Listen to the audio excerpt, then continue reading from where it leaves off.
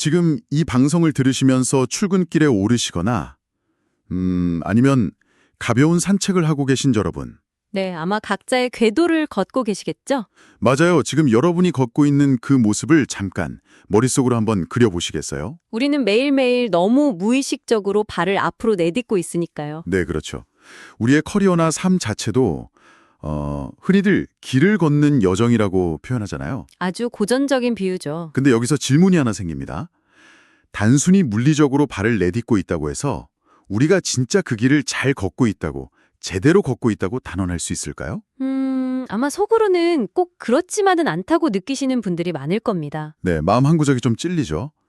방향을 잃고 표류할 때도 있고. 무리하게 막 속도를 내다가 번아웃이 와서 길 한가운데 멈춰서기도 하고요. 맞습니다. 그래서 이게 물리적인 걸음걸이를 넘어서 우리가 어떤 목표를 향해 나아가는 그 전략적인 과정 전체를 걷기라는 단어로 치환해 보면요. 네. 이게 생각보다 고도의 인지적인 또 심리적인 밸런스를 요구하는 엄청나게 복잡한 작업이 되거든요. 아주 복잡하죠. 고도의 훈련이 필요한 영역입니다. 바로 그 지점입니다. 그래서 오늘 우리가 이번 심층 탐구에서 파헤쳐볼 주제가 바로 이 걷기에 숨겨진 철학적이고 전략적인 통찰입니다. 오늘 자료가 꽤 흥미롭던데요. 네, 엄청 밀도 높은 자료죠. 오늘 탐구할 핵심 자료는 구약 성경 잠언 30장 29절에서 31절의 텍스트를 해체해서 분석한 에세이입니다. 제목이 시종여일의 보폭, 지혜자가 걷는 4가지 길인데요. 제목부터가 아주 무게감이 있습니다. 그렇죠. 그리고 본격적으로 내용에 들어가기에 앞서서 딱 한 번만 명확하게 짚고 넘어갈 부분이 하나 있습니다. 오늘 우리가 탐구하는 이 자료는 조덕근 목사의 해석을 바탕으로 전개된다는 점입니다. 네, 이 점을 명확히 하는 게 좋겠네요. 저희가 항상 그렇듯 특정 종교나 신념을 대변하기 위해서 이 자료를 고른 건 아니니까요. 당연하죠. 우리의 역할은 그 수천 년 전의 텍스트가 오늘날 우리 비즈니스나 개인의 삶에 어떤 실질적인 프레임워크를 제공하는지 그 구조를 철저하게 객관적으로 분석해드리는 데 있습니다. 종교적 텍스트를 어떤 메타포로 활용하고는 있지만 이 에세이가 도출해내는 목표를 향해 나아가는 추진력, 그리고 지속성의 구조는요. 네, 현대의 행동심리학이나 생산성 이론하고 완벽하게 맞닿아 있습니다. 아주 보편적이고 강력한 시사점을 가지고 있죠. 자, 그럼 이 내용을 하나씩 풀어볼까요? 좋습니다. 어디서부터 시작할까요? 오늘 심층 탐구의 미션은 분명합니다.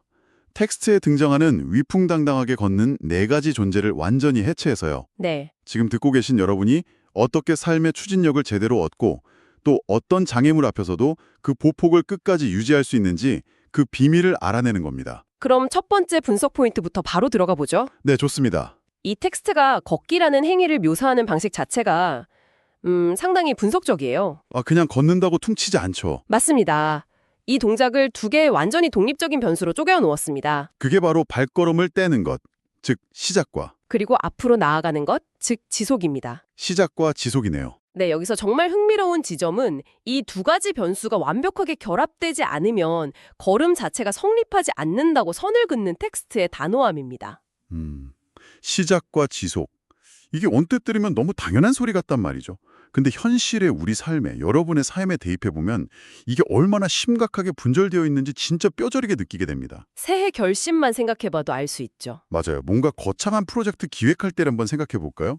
새로운 비즈니스를 런칭하거나 아니면 개인적인 사이드 프로젝트를 딱 시작할 때. 첫 기획회의 할 때나 아니면 웹사이트 도메인 구매할 때 그때 아드레날린은 엄청나거든요. 네, 막 세상 다 가진 것 같죠. 발걸음을 아주 경쾌하게 진짜 높이 떼는 겁니다. 하지만 몇 달 지나서 아주 지난한 실행의 단계, 흔히 말하는 데스밸리에 접어들면 어떻습니까? 현실의 벽에 부딪히는 거죠. 발은 뗐는데 허공에서 딱 멈춰버린 상태가 됩니다. 반대의 경우도 많습니다. 완벽주의에 빠져가지고 리스크만 쥐어장창 분석하다가 영원히 엑셀 파일 안에만 갇혀있는 아이디어들. 엑셀에만 있는 아이디어 너무 찔리네요. 그건 아예 첫발조차 떼지 못한 경우잖아요. 네, 행동 경제학적인 관점에서 봐도 아주 정확한 진단입니다. 우리는 시작할 때 필요한 점화 에너지, 그리고 이걸 쭉 밀고 나가는 관성을 전혀 다른 종류의 자원으로 취급해야 하거든요. 완전 다른 엔진을 쓴다는 거네요. 그렇습니다. 발걸음을 떼기만 하고 나아가지 않으면 에너지를 낭비한 거고요. 발을 아예 떼지 않으면 기회비용을 상실한 겁니다. 둘 다 걷는 게 아니네요, 결국. 저자는 진정으로 지혜로운 상태란 결단력 있게 첫 발을 내딛는 그 용기와 그것을 묵묵히 밀고 나가는 지속성이 하나의 축으로 쫙 정렬될 때 비로소 완성된다고 보는 겁니다. 첫 발의 용기와 밀고 나가는 지속성의 정렬. 좋습니다. 두 바퀴가 맞물려야 한다는 건 알겠어요. 그렇다면 이것을 우리가 어떻게 시각화하고 내재화할 것인가? 여기서 에세이가 아주 탁월한 장치를 사용합니다. 메타포를 등장시키죠. 네, 이 추상적인 개념을 아주 구체적인 네 가지 존재의 메타포로 치환하는 건데요. 그 첫 번째 존재로 동물의 왕, 사자가 등장합니다. 사자라 아주 강렬한 시작이네요. 텍스트는 사자를 이렇게 묘사합니다. 사자는 짐승 가운데 강하고 모든 것들 앞에서 돌아서지 않는다. 우리가 사자라는 형상에서 흔히 떠올리는 건 날카로운 발톱이나 아주 압도적인 근력 같은 물리적인 힘입니다. 동물의 왕이니까 피지컬이 압도적이잖아요. 하지만 텍스트가 주민하고 있는 사자의 진짜 위험은 근육량이 아닙니다. 근육이 아니다. 그럼 뭔가요? 바로 눈앞에 어떤 장애물이나 위협이 나타나도 절대 발을 뒤로 빼지 않는 멘탈리티, 즉 기계입니다. 기계.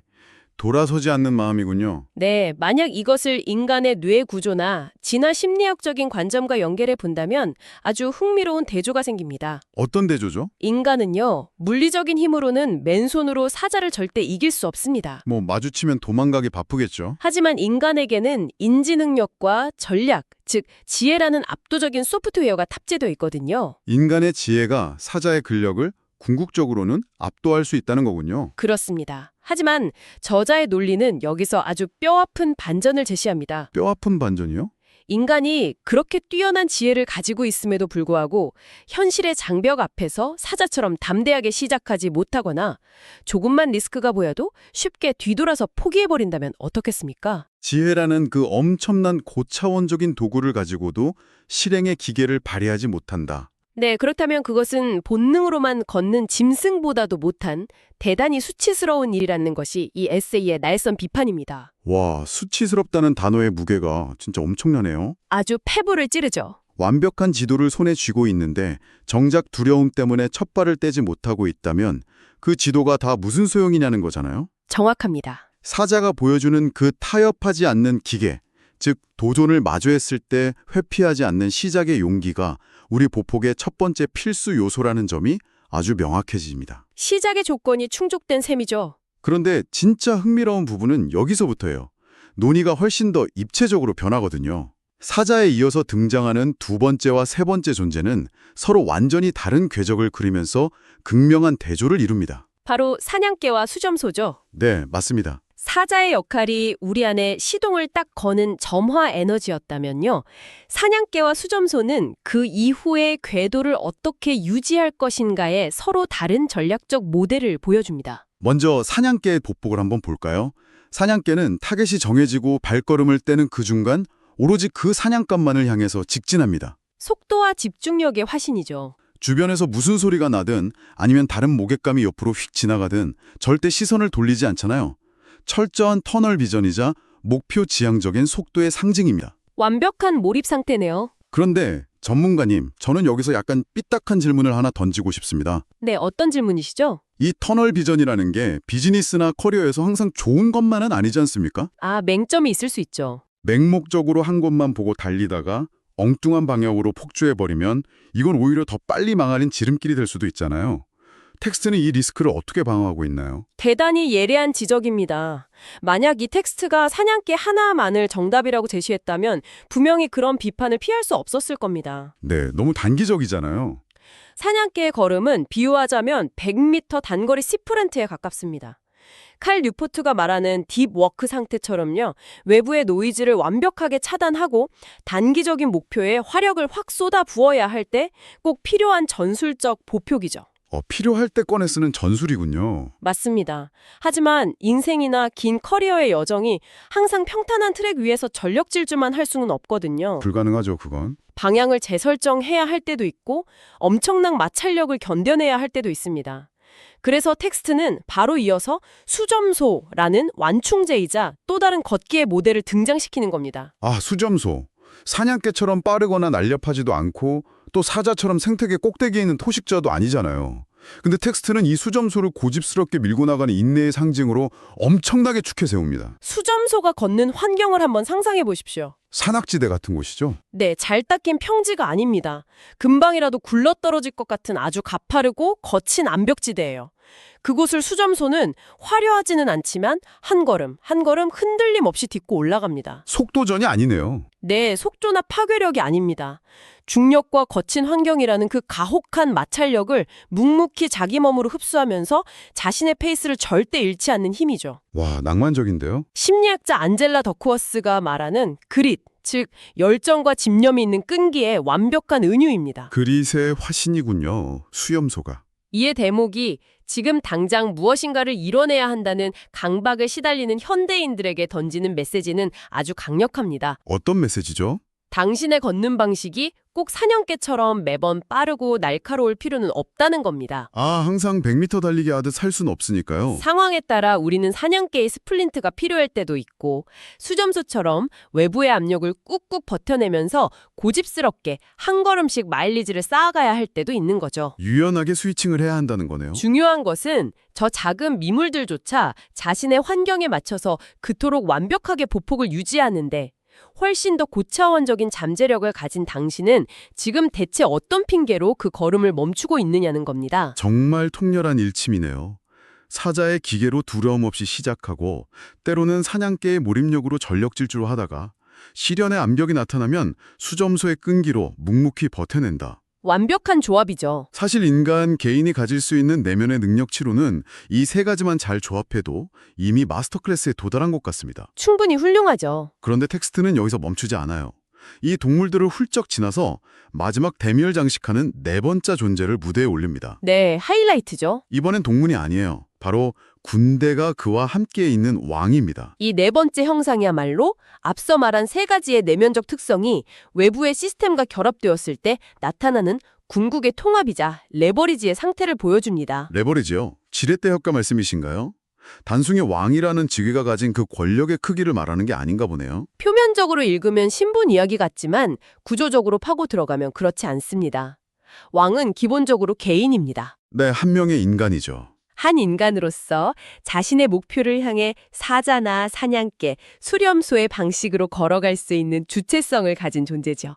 그런데 텍스트는 이 대목에서 홀로 걷는 왕이 아니라 군대가 함께 있는 왕이라고 아주 구체적으로 명시했습니다. 군대가 함께 있다. 이걸 현대의 언어로 번역해 볼까요? 개인의 강력한 내면적 의지가 탄탄한 조직, 효율적인 시스템 혹은 훌륭한 네트워크라는 외부의 인프라와 완벽하게 정렬된 상태를 의미합니다. 아, 혼자서 발버둥 치는 게 아니군요. 시스템이 내 보폭을 아주 단단하게 받쳐주고 밀어주는 상태를 말하는 거네요. 바로 그겁니다. 스티브 잡스로 치면 혼자서 차구에서 혁신을 고민할 때가 사자나 사냥개의 걸음이었다면 훗날 애플이라는 거대한 인프라와 생태계를 이끌고 전진할 때가 바로 이 군대가 함께 있는 왕의 보폭이겠네요. 아주 찰떡 같은 비유입니다. 개인의 용기, 전술적 몰입, 버티는 멘탈이 아무리 뛰어나도 개인의 체력과 시간은 한계가 명확하거든요. 번아웃이 올 수밖에 없죠. 하지만 그것이 왕의 권력과 군대의 조직력이라는 거대한 시스템으로 확장될 때 그 걸음은 개인의 생존 차원을 넘어서 역사를 만들어가는 거대한 행진이 됩니다. 거대한 행진. 이것이 시스템과 개인의 의지가 결합되었을 때 뿜어져 나오는 세상에서 가장 강력한 최강의 지속성입니다. 머릿속에 아주 선명하게 그림이 그려집니다. 네 가지 존재가 톱니바퀴처럼 쫙 맞물려 들어가는 느낌이에요. 구조가 참 아름답죠. 그런데 듣다 보니까 좀 본질적인 의문이 하나 생깁니다. 어떤 부분이죠? 지금 이 방송을 듣고 계신 여러분이나 저나 우리 인간은 본질적으로 짐승보다 나은 지혜를 가질 수 있잖아요. 네, 그렇죠. 그리고 시스템을 구축해서 왕처럼 나아갈 수 있는 잠재력도 분명히 우리 안에 있습니다. 누구나 가지고 있는 가능성이죠. 그런데 현실에 우리는 왜 이렇게 자주 스텝이 꼬이는 걸까요? 어제까지만 해도 진짜 사냥개처럼 잘 물리던 톱니바퀴가 오늘은 공회전을 하고 수점소처럼 묵묵히 버티려다가도 작은 돌부리에 걸려서 절벽으로 미끄러지고 맙니다. 자주 있는 일이죠. 도대체 무엇이 우리의 이 완벽할 수 있는 보폭을 순식간에 엉망진창으로 헝클어뜨리는 걸까요? 그 질문에 대한 진단과 처방이 사실 이 에세이의 가장 깊은 심연에 자리 잡고 있습니다. 핵심 원인이 있군요. 저자는 잠언 30장 8절의 내용을 인용해서요. 우리의 걸음을 파괴하는 가장 치명적인 바이러스를 하나 지목합니다. 바이러스요? 그게 뭡니까? 바로 가난과 불안은 양극단에서 비롯된 욕심입니다. 욕심이요? 그냥 돈을 너무 많이 벌고 싶어하는 그런 물질적인 탐욕을 뜻하는 건가요? 표면적으로는 재물에 대한 이야기로 보일 수 있습니다. 하지만 심리적 기제로 더 깊이 들어가 보면요. 네. 결핍에 대한 공포, 즉 가난이죠. 그리고 과시에 대한 집착, 부입니다. 이 두 가지로 대표되는 인간 내면의 극단적인 에고를 통칭하는 겁니다. 결핍에 대한 공포와 과시에 대한 집착, 에고가 문제군요. 이 욕심이라는 필터가 앞서 말한 새 동물의 특성에 싹 침투하면 어떻게 될까요? 사자의 용기는 욕심을 만나는 순간 오만하고 무모한 폭주로 변질됩니다. 아, 리스크를 계산하지 않고 뛰어드는 그냥 도박이 돼버리겠네요. 맞습니다. 사냥개의 집중력은 또 어떻게 될까요? 자신이 진짜 쫓아야 할 가치 있는 본질적인 목표가 아니라 당장 눈앞에 떨어지는 잔돈이나 남들의 시선이라는 가짜 사냥감을 쫓느라 정신없이 궤도를 이탈하게 됩니다. 아, 그 부분 진짜 소름 돋게 와닿네요. 가짜 사냥감이라니. 수염수도 마찬가지로 궤도를 이탈하겠군요. 당연하죠. 묵묵히 자신의 페이스대로 산을 타야 하는데 옆에서 다른 염소가 더 맛있는 풀을 먹으면서 빨리 올라가는 걸 겪는질로 보면 조바심이 나지 않겠습니까? 남들 다 치고 올라가는 것 같으면 초조해지죠. 그래서 무리하게 스텝을 막 밟다가 결국 벼랑으로 떨어지게 되는 겁니다. 욕심이라는 에고의 필터가 끼는 순간 지혜로운 자의 그 위풍당당했던 보폭이 순식간에 미련한 자의 헛발질로 전락해버리는 거네요. 정말 무섭습니다. 아주 정확한 요약입니다. 욕심의 눈이 멀면 인간은 근시안적이고 전체의 밸런스를 완전히 잃어버리게 됩니다. 그럼 이 꼬여버린 스텝을 어떻게 풀어야 합니까? 해결책도 제시하고 있나요? 네, 저자는 잠언 30장 6절의 개념을 빌려옵니다. 이 꼬인 스텝을 풀고 다시 시종일, 즉 처음부터 끝까지 한결같은 걷기를 회복하기 위한 궁극의 해결책을 제시하죠. 그 궁극의 해결책이 뭔가요? 말씀에 자신의 뜻을 보태지 말라는 것입니다. 말씀에 내 뜻을 보태지 말라. 의미심장하네요. 이것을 단순히 종교적 텍스트의 맥락을 넘어서 보편적인 철학으로 한번 치환해 볼까요? 네, 현대적인 관점으로요. 우리가 마주한 진리, 자연의 순리, 혹은 나 자신의 한계와 지금의 상황을 내 알량한 에고나 계산으로 억지로 비틀거나 포장하지 말라는 의미입니다. 있는 그대로 받아들이라는 거군요. 저자는 이것을 더 큰 차원의 지혜나 질서에 대한 깊은 경외심이라고 정의합니다. 경외심. 이 인식론적인 겸손함이 바탕에 단단히 깔려 있어야만 사자의 돌진, 사냥개의 속도, 순념소의 끈기, 그리고 왕의 통솔력이 엉뚱한 곳으로 폭주하지 않고 올바른 궤도를 유지할 수 있다는 겁니다. 인식론적 겸손함. 그러니까 내 잔머리로 순리를 거스르려고 하지 않는 태도군요. 바로 그겁니다. 자신이 모든 것을 다 통제할 수 있다고 믿는 그 오만을 탁 내려놓고 그저 묵묵하게 자신이 지금 당장 밟아야 할 스텝의 본질에만 딱 집중할 때 비로소 우리의 첫 마음가짐이 끝까지 변하지 않는 진정한 시종려일의 보폭이 완성된다는 거네요. 완벽한 통찰입니다. 오늘 이 짧은 성경 텍스트가 걷기라는 아주 일상적인 행위를 얼마나 웅장하고 전략적인 인생의 프레임워크로 확장시켰는지 지금 이어폰을 꽂고 걷고 계신 여러분도 아주 깊이 실감하고 계실 겁니다. 오늘 이야기 나눈 프레임워크는 정말 평생을 두고 되새겨 볼 만한 가치가 있죠? 네, 맞습니다. 제가 오늘 탐구의 핵심이자 텍스트가 제안하는 완벽한 걸음의 공식을 다시 한번 리듬감 있게 요약해드리겠습니다. 네, 정리해 주시죠. 사자의 용맹으로 두려움 없이 첫 발을 시작하고 사냥개의 집중력으로 목표를 향해 흔들림 없이 나아가며 순념소의 인내로 어떤 시련의 마찰력도 묵묵히 버텨내고 마침내 군대를 거느린 왕의 위엄으로 개인과 시스템을 통합하여 그 길을 뜻맺는 것. 네 가지 존재가 하나의 거대한 서사로 완벽하게 꿰어지는 훌륭한 요약이네요. 감사합니다. 오늘 이 깊은 분석을 마무리하면서 지금 이 순간에도 자신의 인생이라는 길 위를 걷고 계신 청취자 여러분에게 꼭 던지고 싶은 흥미로운 질문이 하나 있습니다. 오, 기대되는데요. 어떤 질문인가요? 오늘 우리가 심도 있게 분석한 사자, 사냥개, 수렴소, 그리고 왕.